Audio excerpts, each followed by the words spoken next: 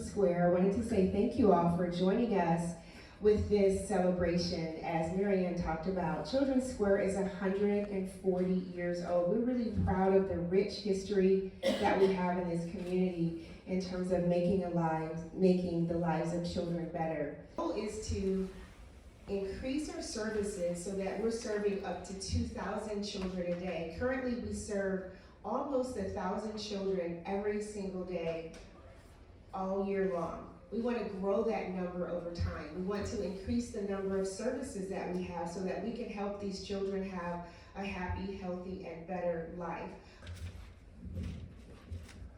When Children's Square first started, it was an orphanage, and today we are much, much more than what an orphanage could ever do.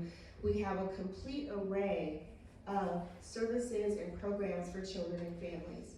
Many of you have already heard about our Early Education Center, which is our daycare center here on campus. We have a school called the Herbert Levine Learning Center, and Herbert Levine is here with us this afternoon.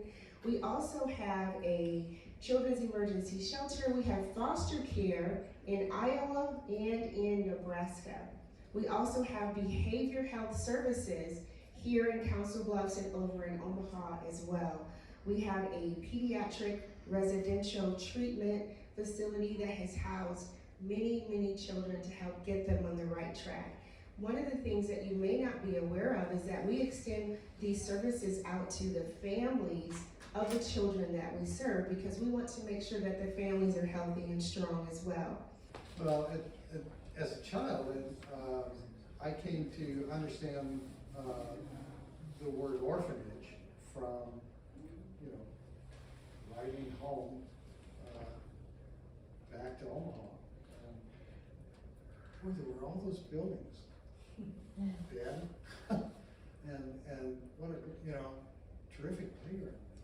And I hear kids' voices. Well, that's an orphanage. Oh, what's an orphanage? It's a place that provides care for children whose circumstances are extraordinarily difficult, and it's our privilege, it's our responsibility, it's what's in front of us to do today to care, and that's the place we're at. Thank Reverend J.G. Lemon, because I wouldn't be here without him accepting those three girls.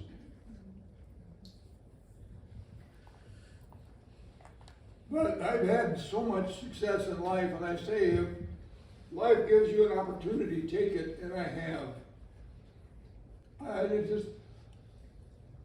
I think often God loved me before I knew there was a God. And the highlights of my life were being adopted from this place. I got an outstanding set of parents. Well, I'd like to let them know that the home and the Christian Square gives people an opportunity to become what they can become. That's all you can hope for, to become what you can become, but do it. Take advantage of everything the good Lord has offered and use it. It's a good program. I mean, I went through the shelter and the program. And I feel like kids that don't understand where they're at, that've been through abuse, neglect, or families just don't want them, they feel like they're unwanted. And I felt like here at the program, you felt wanted. And if a staff member here would make you feel different, they always made sure to change that up, to make sure that no matter how you felt or you see in life, that someone's there to make sure that you're on the right track to go the right direction. It never was negative, other than when you acted out, but I mean, that's just normal. But I feel like the program, the school, you learned a lot, everybody worked together, it was a team effort, not just one individual, not one staff. Think about what would have happened to those three kids had not JG answered the call. And I think about, it was right before the pandemic.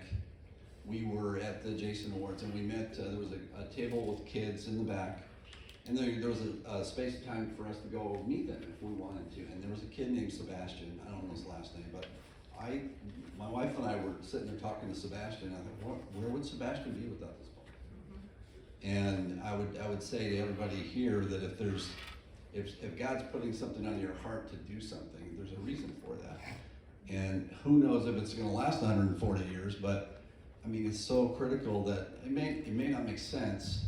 Why would I do this? Why would I walk through this door? But I'm just really impressed that what can come when we answer God's call. So coming from pretty difficult circumstances, I didn't know anything about it as a kid. I moved from here when I was 13. And I think that kind of service has kind of been woven into our family. My mom's a really good example of that. She's always been a service-minded person and just kind of led that example. And my dad died maybe about 9 years ago, around this time actually.